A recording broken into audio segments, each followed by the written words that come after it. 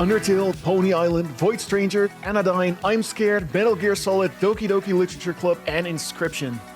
What do all of these games have in common? All of them are unforgettable games for various reasons, but that's not just because of their gameplay or storylines. Something deeper is going on. In all of these games, something unexpected happens, something that breaks the rules, not just of the game world, but of the game itself. These games go further than just breaking conventions. They toy with your expectations, mess with the UI or your file system, or even try to step out of the boundaries of the screen and into the real world. Now, obviously, you're not stupid. You've seen the title and thumbnail of this video, and you know what meta storytelling is. You might have even played some of these games I've mentioned. But I want to approach this topic from the developer's perspective. Since I'm a developer myself, it's incredibly interesting to me to see why some of these moments are so noteworthy and others fall flat. But first, let me sketch the scene.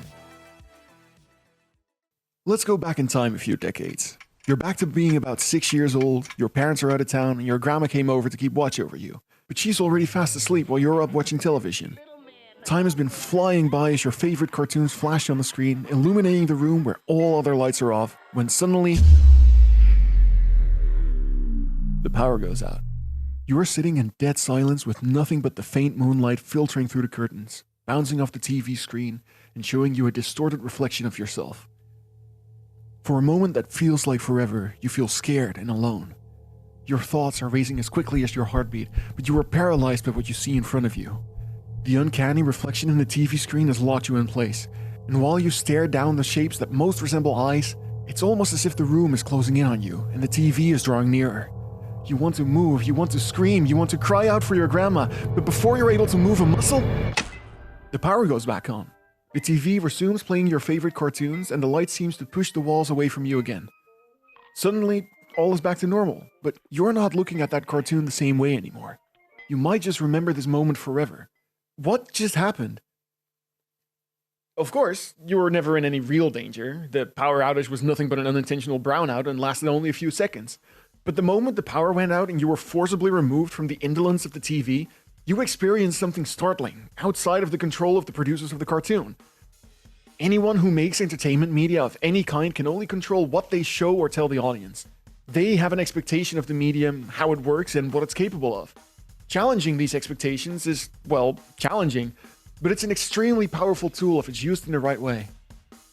Let's start with one of my favorite examples of this, from an amazing indie game called Void Stranger.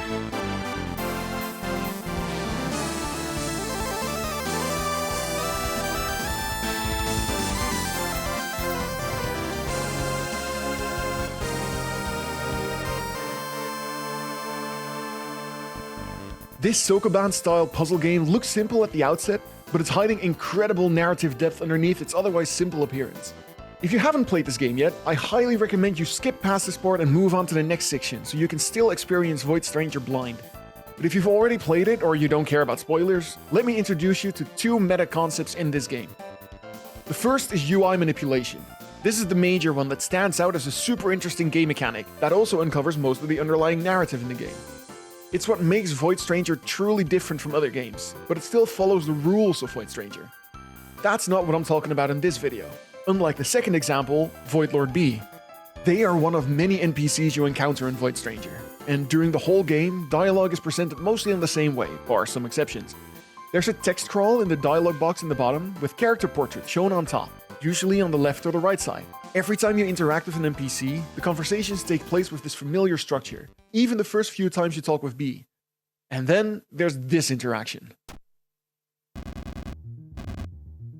This moment seems to suggest that B is still speaking to Gray, but with her hands upon the dialogue box and the size of her head shifted due to the perspective, it's clear that this moment is meant to convey B crawling out of the screen towards the player.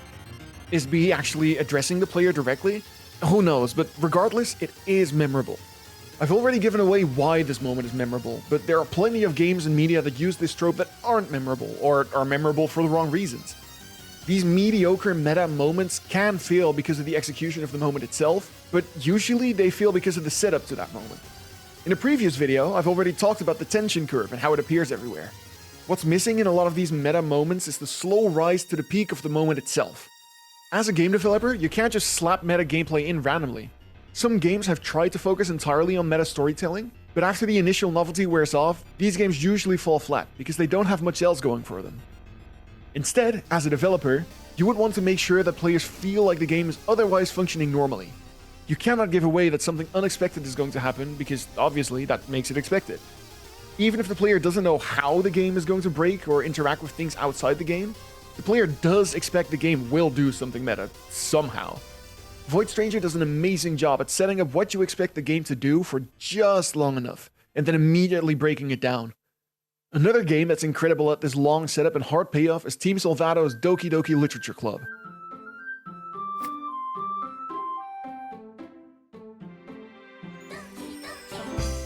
In this game, you play as a high school student who reluctantly joins a literature club at the suggestion of your childhood friend. It's your typical slice of life, high school romance, visual novel where you, as a student and the newest member of the club, spend your time juggling activities inside the club and outside. The calming routine of attending school and writing poems is only interrupted by the club itself. After school time, you'll be approached by the 4 club members.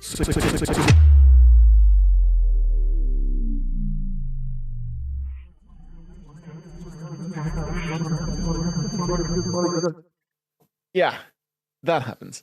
Among other things that I probably don't want to show off in this video just to keep it PG.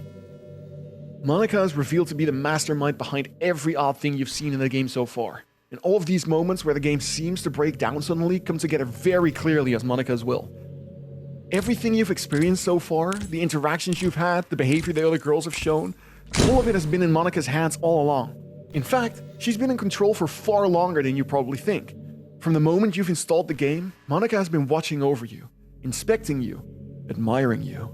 She has grown entirely infatuated with you and would stop at nothing to make sure the two of you can be together forever. Here, at the end of the game, everything has been removed. There is nothing here. There is just Monika. So anyway, that's Doki Doki Literature Club, and if you haven't played it yet and somehow missed all the videos about it until this one, I'm sorry to be the one to burst the bubble, but man, that game is good at setting up a meta twist. If you're a developer and you want to add some meta storytelling to your game, give DDLC a play. The whole game is a fantastic crash course on the setup of meta story for a game to really pay off. If you're developing a game like this, you need to sell your players the idea of normalcy for the meta climax to feel like a moment of novelty. It's one of the most important selling points to games and something that everyone who consumes media, including the players who will play your game, craves. If we break down the concept of meta storytelling and gameplay to its core components, you will see that it mostly comes down to a combination of novelty and the tension curve. Whether you try to sell a game based on the cool areas players can explore, the rich storyline they can uncover, the wondrous creatures they will encounter, all of it boils down to granting the player novelty on different levels within the game. Meta gameplay and storytelling are no different. You're still providing novelty to the player, but in a completely different way. Building up excitement for the novelty that's coming up and then finally revealing the grand secret to the player is exactly in line with the tension curve. So all of this comes together in one neat little package. Now, of course, it wouldn't be a Blightwatcher devlog without going into too much unnecessary detail, but let's keep the psychological analysis a bit surface level. When we experience something new, our brain releases dopamine, the feel-good chemical. This built-in reward system motivates us to seek out new experiences, whether it's exploring uncharted areas in a game or discovering unexpected twists in a storyline. But here's the trick: the novelty has to be balanced. If it's too predictable, it's not novel and the brain tunes it out. Too chaotic, and it's overwhelming to a point where none of it is memorable.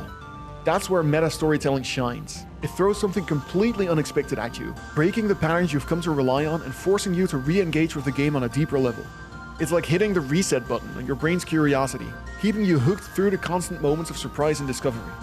If you've been paying close attention, you will have probably noticed a couple of those moments I've sneaked into this video too.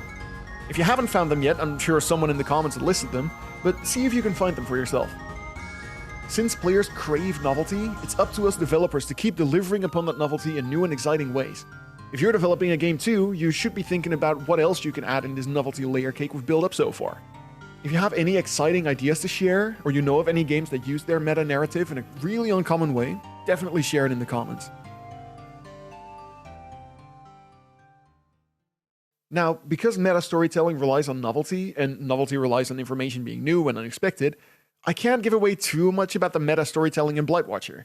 What I can give away is that you're not going to encounter much of it in the demo. In the full release, you will learn a lot more about the gods of the story of Blightwatcher. There is something special about them, and about you, the player. That doesn't mean the player is a god. You're just a normal guy, gal, or anything else you'd like, but the influence the gods of Blightwatcher have over the story is not dissimilar to the influence the player has over the story. In order to give you a bit of a feeling of what that might entail, I'll give you a short story from the perspective of Abysea, the god of light and anguish. In the shimmering recesses of my world, where shadows dance with whispers and light flickers like a heartbeat, I revel in the chaos I weave. Each flicker of brilliance I bestow ignites the minds of the ambitious, twisting their thoughts into serpentine paths that threaten to ensnare their very souls. Kings and scholars alike fall prey to my delicate machinations.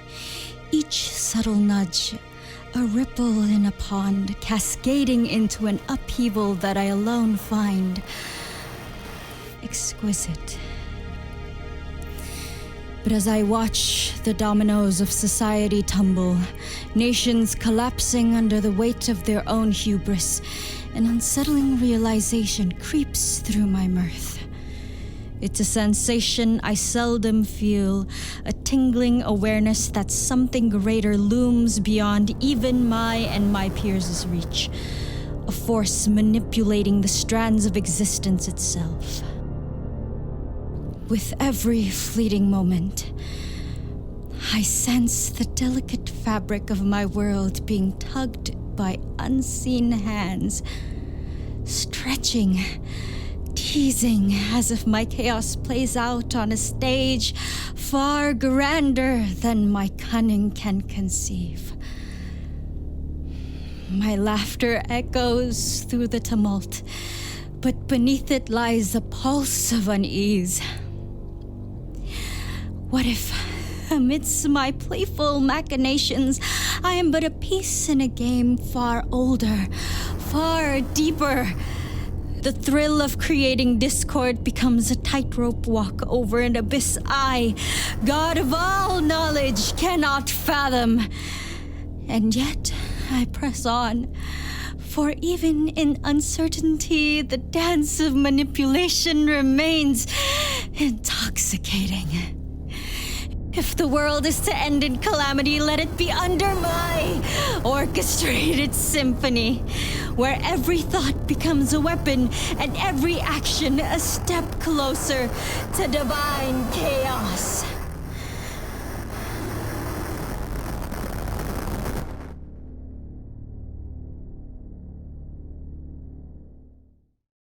With these concepts laid out and exposed for what they are, I feel like the story of Blightwatcher can finally be expanded upon with a layer of meta storytelling that I could have never imagined when I started this project.